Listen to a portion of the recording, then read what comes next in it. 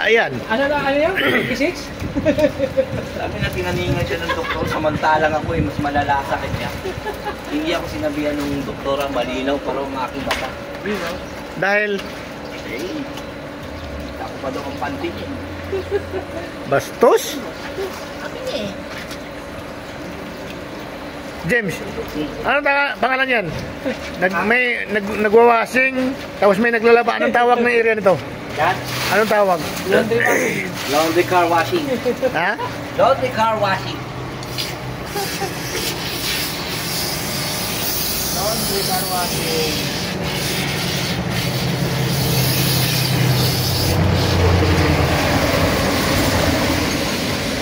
Ipag talaga dito.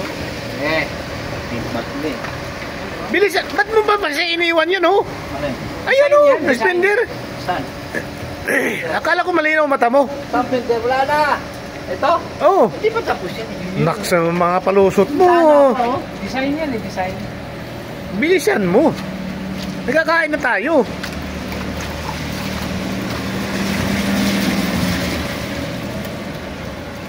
Marami yan. Gulong na lang. Car wash time. Ilang linggo na hindi nalinis po? Patay tayo dyan. Kahapon lang. Kalilinis na dito. Lumali ka na naman. Ba't may naglilinis yung kapon? Nagwala ka pa kahapon. Sino nagbasa ng sasakyan Hindi ka kita nakita eh. Hindi ka naman yung linis eh. Hindi lang ngayon ano. Sabi ni mga, hindi ako ngayon James. James. Nagre-reflect sa akin. Ano? Ah! Yan. Lamit ako nito. Ha? Yun lang. Yan yung tawag na rainbow. Rainbow. Ay, sorry. Pero wala kita ng rainbow. Eh, binabasa mo ba yung taga-choice ha?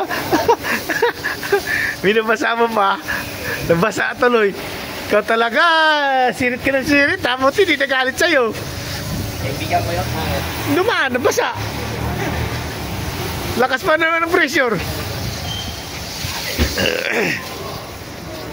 Yan mo yan. Tara, kayan tayo.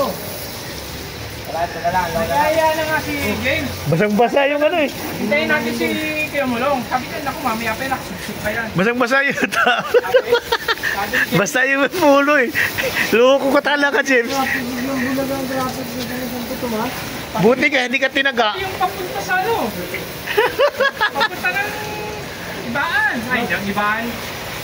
Lahat pa naman ako naka-power mode ako. Sira yung ano eh. Sira yung aksidente, yung truck.